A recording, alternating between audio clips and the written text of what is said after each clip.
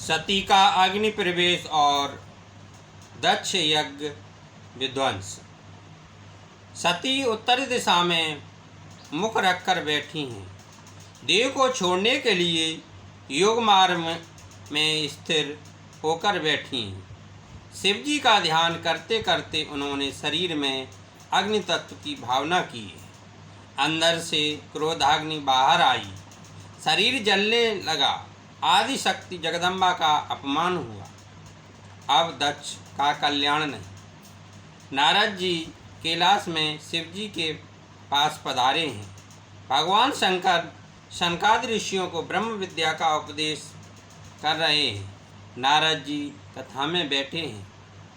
वे सोच रहे हैं कि शिव जी कैसे भोले हैं। सती ने शरीर को जला दिया, फिर भी उनको दुख नहीं हुआ। नारद जी रो रहे हैं। वे शिव जी से कह रहे हैं, आप विदुर हो गए हैं, आपका अपमान हुआ है। वह सती से नहीं सहा गया। सती ने अपनी देह जला डाली। आदि शक्ति का नाश नहीं होता। सती अदृश्य रूप में शिव में मिल गई है। नारद जी कहते हैं, आप इन लोगों को दंड दीजिए। शिव जी कहते हैं, मुझे किसी को भी सजा नहीं देनी है। जो गंगा जी को सिर पर रखता है उसे क्रोध कैसे आए। शिव जी परमात्मा हैं, उन्हें क्रोध नहीं आ सकता, काम कष्ट नहीं दे सकता। बहुत सरल मनुष्य को जगत में कोई दुर्लभ मानते हैं। नारद जी ने जब कहा कि आपके गणों को मारा गया है, तब वे कुछ क्रोधित हुए। उन्होंने जटा से वीरभद्र को प्रकट किया। शिवजी ने उससे कहा, दक्ष प्रजापति के यज्ञ का यजमान सहित तुम नाश कर दो। वीरभद्र वहाँ गए। उसने बड़ा संहार किया। यज्ञ भूमि शमशान भूमि बन गई। यज्ञ का विध्वंस हुआ। दक्ष को पकड़कर उसका मस्तक अलग कर दिया। देवता घबरा गए। वे ब्रह्मा जी की शरण में गए। ब्रह्मा जी ने सबको उपालंब दिया कि जिस यज्ञ में शिवजी की पूजा नहीं होती वहाँ तुम क्यों गए। जाओ, जाकर शिवजी से क्षमा याचना करो। देवता कहते हैं, हमारी अकेले जाने की हिम्मत नहीं, आप हमारे साथ चलिए। शंकर भगवान शंकर की कृपा के बिना सिद्ध नहीं मिलती। कैलाश की तलहटी में सिद्ध महात्माओं के आश्रम। सब देवता कैलाश में आते हैं। महादेव जी ब्रह्मा जी को साष्टांग प्रणाम करते हैं। देवता सब शिव को नमन करते हैं। ब्रह्मा जी हंसते हुए कहते हैं, यज्ञ को उत्पन्न करने वाले आप हैं और विध्वंस करने वाले भी आप ही हैं। अतः अब यज्ञ पर पूर्ण हो ऐसा कीजिए। आप भी वहाँ पधारिए। शिव जी भोले हैं, आने के लिए तैयार हो गए। यज्ञ मंडप में रुद्र की नदियाँ बहती हुई देखी तो वीरभद्र को उलाहना मिला। मैंने तो तुझे शांति से काम लेने के लिए कहा था। वीरभद्र क्षमा याचना करता है। दक्ष के धड़ पर बकरे का सिर लगाया गया। बकरा अति कामी होता है। शिव जी की निंदा करने वाला दूसरे जन्म में बकरा बनता है। अज का दूसरा अर्थ है परम ब्रह्म। दक्ष के धड़ पर अज का मस्तक रखा गया, अर्थात दक्ष को परम ब्रह्मा दृष्टि प्राप्त हुई। अज मस्तक का अर्थ है ब्रह्म दृष्टि।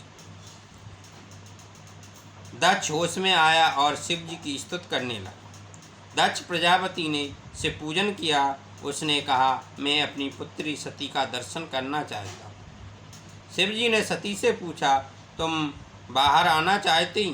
जगदम्बा ने इनकार कर दिया। शिव पूजन किया गया तो कृष्ण भगवान प्रकट हुए। कृष्ण का मत है कि शिव में और मुझ में जो भेद रखता है वह नरकगामी होता है। इस सिद्धांत का भागवत में अनेक बार वर्णन किया गया है। हरि और हर में दक्ष ने जो भेद किया था वह अब दूर हो गया। एकनाथ महाराज ने भावार्थ रामायण में हरिहर का अभेद दिखाया है। सतगुण का रंग श्वेत है, तमोगुण का रंग काला है। विष्णु भगवान सतगुण के स्वामी हैं, अतः उनका रंग श्वेत होना चाहिए, फिर भी वे श्याम हैं। ऐसा क्यों हुआ?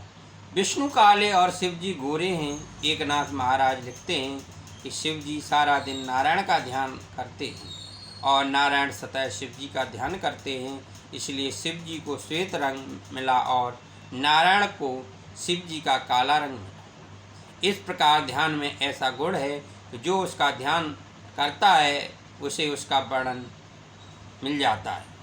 अतः दोनों में अभेद है।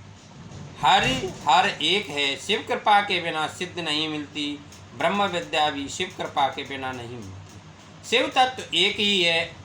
यह जीव मात्र को बताने का भगवान का उद्देश्य है। जीव मात्र को शिव जी से मिलने की इच्छा होती है।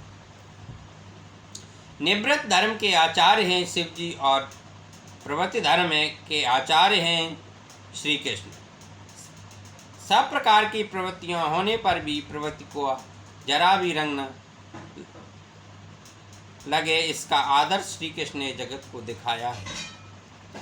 दक्ष के यज्ञ प्रसंग में देखा कि अनंत भक्ति का अर्थ यह नहीं है कि एक ही देव की भक्ति करो और दूसरे की नहीं, अनेक में एक ही देव का दर्शन करो। भक्ति का यही अर्थ है।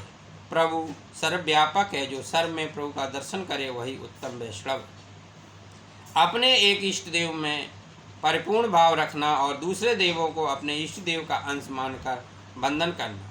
पत्नी अन्य भाव पति में रखती और दूसरे संबंधियों में सामान्य प्रेम रखती है। कई वैष्णव कहते हैं कि हम शिव जी का पूजन करेंगे तो हमको अनाश्रय का दोष लगेगा। यह भूल है। हरि ओम। शांति शांति शांति।